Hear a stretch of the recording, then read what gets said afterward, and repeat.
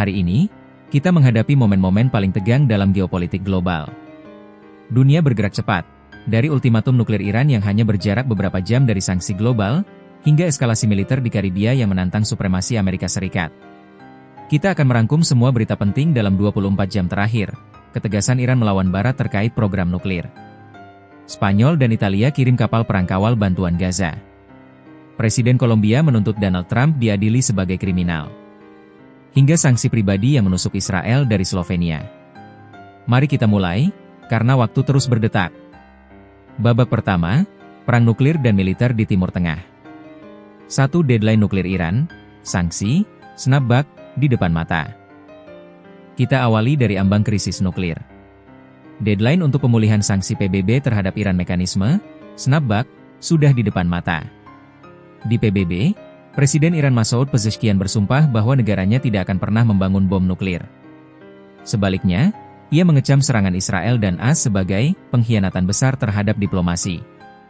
Merespons ini, AS dan Eropa, E3, menawarkan perpanjangan 6 bulan, tetapi dengan syarat mutlak, Iran harus mengizinkan inspeksi penuh oleh IAEA. Jika Iran menolak untuk tunduk pada ancaman ini, sanksi global akan otomatis dipulihkan. Ini bukan lagi sekadar negosiasi, melainkan pertarungan antara kedaulatan Iran dan tekanan global. 2. Spanyol Italia kirim kapal perang kawal bantuan Gaza. Ketegangan pindah ke Mediterania. Upaya bantuan kemanusiaan ke Gaza telah meningkat menjadi masalah militer. Setelah armada sipil global Sumut Flotilla, GSF, yang membawa aktivis seperti Greta Thunberg diserang oleh 12 drone di perairan internasional, Perdana Menteri Spanyol Pedro Sánchez mengumumkan tindakan tegas. Spanyol akan bergabung dengan Italia mengirimkan kapal perang untuk mengawal dan melindungi armada bantuan tersebut. Langkah ini adalah intervensi militer Eropa untuk menegakkan hukum internasional dan hak berlayar, secara implisit menantang siapapun yang mencoba menghalangi bantuan ke Gaza. 3. Netanyahu dihantam sanksi dan kecaman keras. Sementara itu, Perdana Menteri Israel Benyamin Netanyahu menghadapi pukulan diplomatik yang menusuk. Negara kecil Eropa, Slovenia, secara resmi melarang Netanyahu masuk ke negaranya. Slovenia menyebut alasan larangan ini didasarkan pada tuduhan kejahatan perang dan komitmen untuk menghormati Mahkamah Internasional. Ini adalah puncak dari serangkaian tindakan Slovenia, termasuk embargo senjata dan larangan impor barang dari wilayah Palestina yang diduduki. Di sisi lain, saat menuju AS untuk bertemu Donald Trump, Netanyahu meluncurkan kecaman keras terhadap para pemimpin yang baru-baru ini mengakui negara Palestina, bersumpah untuk membalasnya di sidang umum PBB. Babak kedua, perang dingin gaya baru dan krisis teknologi. 1. Balasan keras Venezuela atas ancaman Trump. Ketegangan juga memuncak di Laut Karibia. Setelah Presiden Trump mengancam akan menghancurkan penyelundup narkoba di Karibia, Venezuela di bawah Nicolas Maduro merespons dengan demonstrasi kekuatan. Ribuan warga turun ke jalan di Caracas. Sementara itu, militer menggelar latihan besar-besaran Caribe Soberano 200, mengerahkan jet tempur buatan Rusia dan kapal perang sebagai langkah defensif terhadap agresi AS. Maduro bahkan mengumumkan evaluasi dekret untuk menyatakan keadaan kerusuhan eksternal, mempersiapkan negara untuk skenario terburuk. 2. Presiden Kolombia tuntut Trump diadili kriminal. Konfrontasi ini semakin rumit dengan masuknya Presiden Kolombia Gustavo Petro. Di sidang PBB, Petro secara terbuka menuntut penyelidikan pidana terhadap Donald Trump. Tuntutan itu terkait serangan kapal di Karibia yang menewaskan belasan anak muda miskin tak bersenjata. Petro berargumen, Trump harus diselidiki karena menargetkan pemuda miskin alih-alih bos kartel narkoba yang kaya raya di AS. Ini adalah upaya Petro untuk mendefinisikan ulang perang melawan narkoba dari isu keamanan menjadi isu hak asasi manusia. 3. Microsoft blokir akses cloud militer Israel. Di ranah teknologi, raksasa Microsoft mengambil langkah luar biasa dengan memblokir akses cloud dan layanan AI tertentu untuk salah satu unit militer Israel.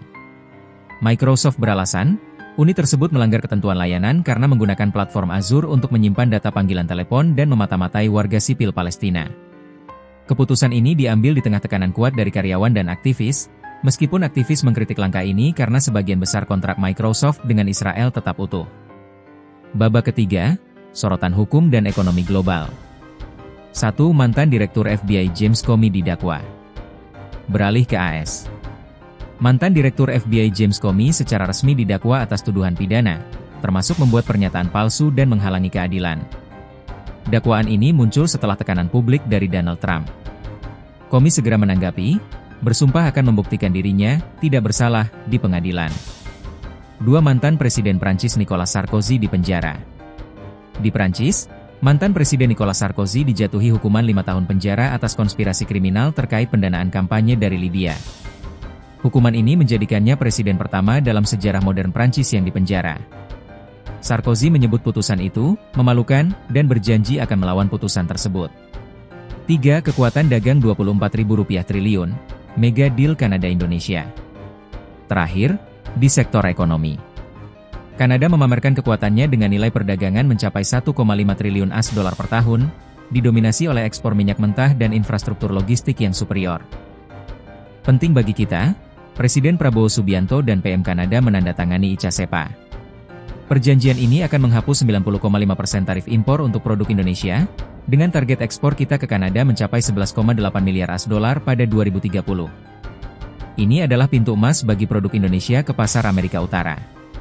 Sungguh 24 jam yang luar biasa, penuh dengan konfrontasi di setiap lini, politik, militer, hukum, dan teknologi.